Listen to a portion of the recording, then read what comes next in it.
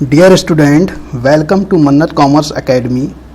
आज मैं आपको स्टैटिक्स के सबसे इम्पॉर्टेंट टॉपिक कोरिलेशन यानी सहसंबंध के बारे में बताऊंगा।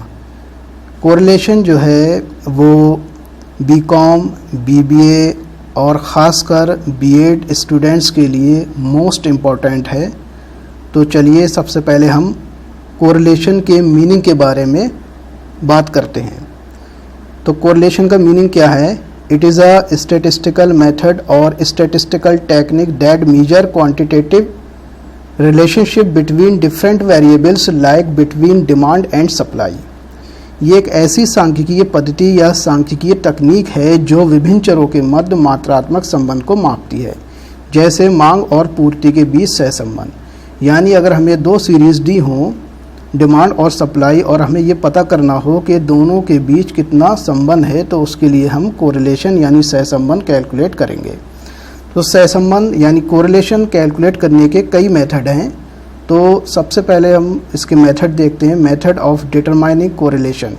पहला मेथड है हमारा ग्राफिकल मेथड। इसमें दो मेथड आते हैं, स्कैटर डायग्राम और simple graphic method.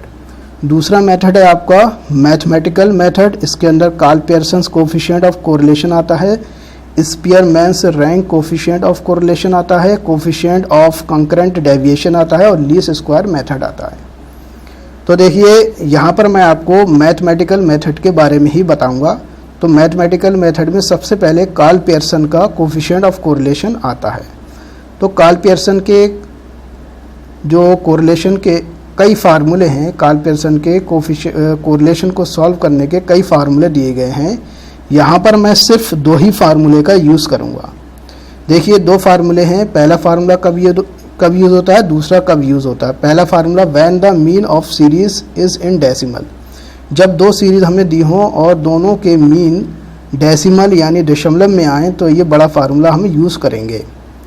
When the mean of series is in whole number, और जब होल नंबर में दोनों सीरीज़ के मीन हमें दिए हों तो ये छोटा फार्मूला यूज़ करेंगे। तो ये बात हमें जब हम न्यूमेरिकल करेंगे तो ज़्यादा क्लियर होगी। तो सबसे पहले हम न्यूमेरिकल पार्ट पे इसके आते हैं।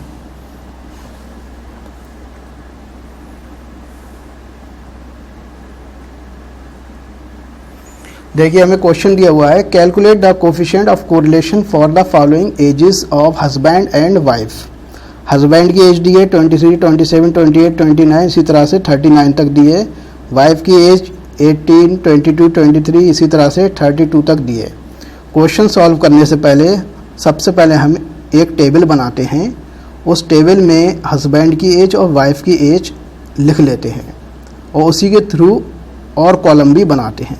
तो सबसे पहले हमने हस्बैंड की एज लिखी, जिसको हमने x मान लिया।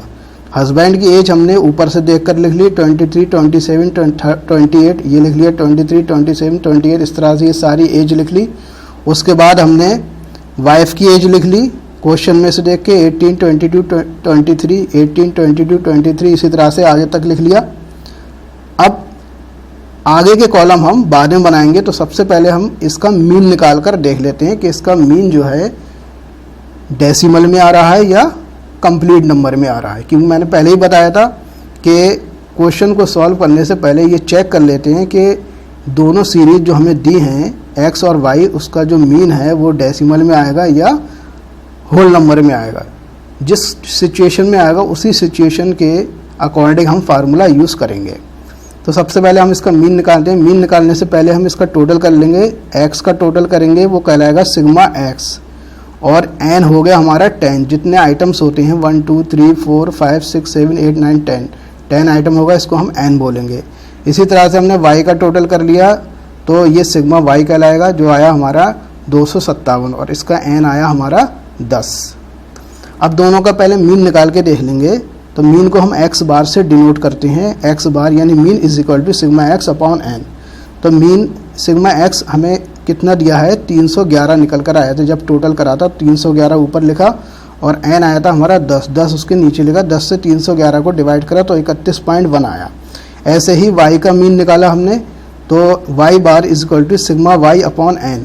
सिग्मा y हमारा कितना आया था, 257 लिख दिया, और n है हमारा 10 लिख लिया। 10 से 257 को डिवाइड करी तो 7 आ गया, ये इसका मीन आ गया। तो देखने से पता चला कि यहाँ पर दोनों मीन डेसिमल में यानी दशमलव में आ रहे हैं।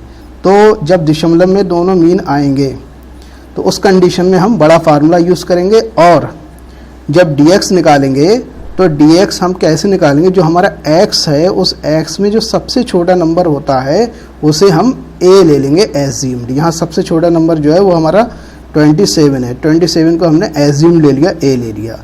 a इसलिए लिखते हैं क्योंकि इसी के थ्रू हम dx निकालेंगे। तो dx कैसे निकालेंगे, ये जो x दिया है x में से हम a माइनस करते चले जाएंगे, यानी 23 में 23 माइनस करें 0, 27 में से 23 माइनस करें 4, 28 में से 23 माइनस करें 5, इस तरह से ये dx निकलते चले आए। उसके बाद अगला कॉलम डी स्क्वायर एक्स का बनाएंगे। डी स्क्वायर एक्स कैसे निकालेंगे, 0 के 0 से मल्टीप्लाई करी 0, 4 की 4 से करी 4 4 16, 5 की 5 से करी 5 5 25, 6 की 6 करी 6 6 36, इस तरह से ये डी स्क्वायर एक्स निकल कर आ गया। ऐसे ही y तो हम लिख ही चुके हैं, डी वाई भी ऐसे ही लिखेंगे कि जो हम y में देखेंगे सबसे छोटा नंबर कौन सा है, तो सबसे छोटा नंबर 18 है, 18 को हमने a ले लिया। अब डी वाई भी dx की तरह ही निकलेंगे कि y में से a माइनस करते चलेंगे, यानी 18 में से 18 माइनस करा 0, 22 में से 18 माइनस करा 4, 23 में से 18 माइनस करा 5, 24 में से 18 माइनस करा 6, इस तरह से ये डी वाई निकलता चला आया। डी स्क्वायर वाई भी ऐसे ही निकालेंगे जैसे डी स्क्वायर एक्स निकाला था, यानी 0 की 0 से मल्टीप्लाई करेंगे 0, 4 की 4 से करेंगे 16, 5 की 5 से करेंगे 25, 6 की 6 से ही करेंगे 36, इस तरह से डी स्क्वायर वाई निकल कर आ गया।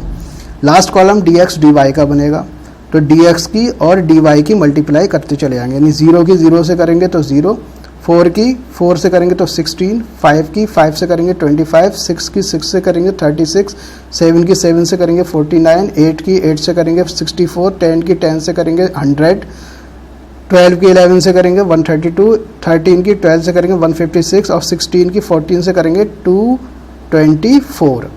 उसके बाद हम सबका टोटल कर लेंगे, जितने कॉलम बनाए उन सब कॉलम का टोटल कर लेंगे।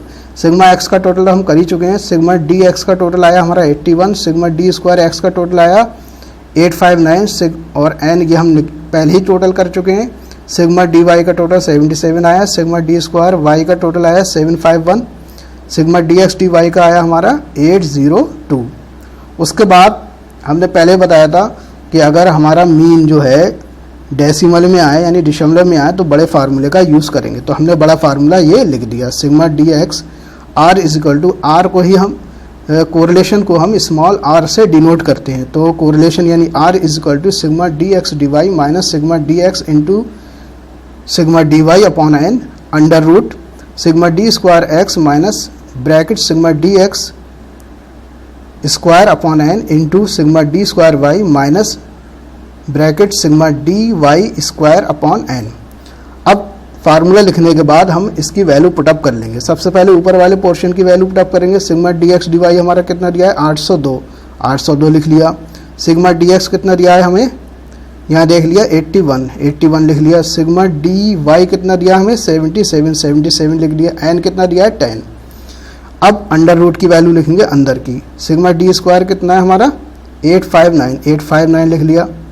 सिग्मा डी एक्स कितना है हमारा 81, 81 लिख दिया और उसका स्क्वायर लगा दिया upon 10 into sigma D square Y कितना है हमारा, सिग्मा डी स्क्वायर वाई 751, 751 लिख दिया। सिग्मा डी वाई कितना है हमारा 77, 77 लिख दिया, स्क्वायर लगा दिया अपॉन 10। 802 ऐसी लिखे, 81 और 77 की हमने मल्टीप्लाई करी तो 6237 आया अपॉन 10 लिख दिया। फिर अंडर रूट का हम देखा 859 ऐसी लिख दिया, 81 को 81 से ही मल्टीप्लाई करी क्योंकि स्क्वायर लगा हुआ है, तो हमारा आ गया 6561 और अपॉन 10 ऐसी लिख दिया इंटू 751 ऐसी लिखे माइनस 77 को 77 से ही मल्टीप्लाई करी क्योंकि स्क्वायर लगा हुआ है, तो हमारा आया 5929 अपॉन 10 ऐसी लिख दिया। अब फिर ऊपर का पोर्शन सॉल्व करते चलेंगे। 802 ऐसी लिखे, 6237 को 10 से डिवाइड करी तो 623.7 आया।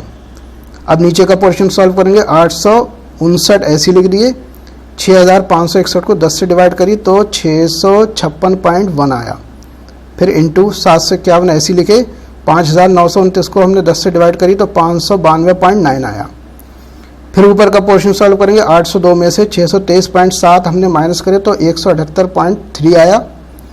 फिर 859 में से 656.1 माइनस करे तो 202.9 आ गया।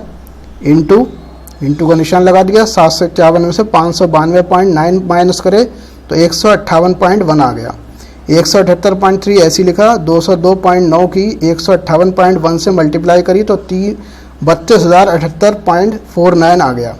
178.3 ऐसे ही लिखे और इस पूरे का हमने अंडर रूट निकाल दिया तो हमारा 179.1 आ गया। 179.1 से 178.3 को हमने डिवाइड करा तो हमारा ये आर यानी कोरिलेशन आ गया 0.99। तो यहाँ पर देखिए ये आंसर आ गया कोरिलेशन का 0.99। यहाँ एक बात ध्यान रखने की है कि कोरिलेशन का आंसर हमेशा 1 या 1 से कम ही आता है। अगर 1 से ज़्यादा आंसर आ रहा है तो समझ लेंगे कि हमारा आंसर गलत है या हमने कहीं कैलकुलेशन गलत किया है। तो कोरिलेशन का आंसर हमेशा 1 या 1 से कम आएगा, प्लस और माइनस में भी आ सकता है। तो ठीक है, अब नेक्स्ट वीडियो में मैं आपको कार्ल पियर्सन का जिसमें छोटा फार्मूला यूज़ करेंगे वो क्वेश्चन बताऊंगा। इसकी आप प्रैक्टिस करते रहना। ठीक है, thank you for watching this video.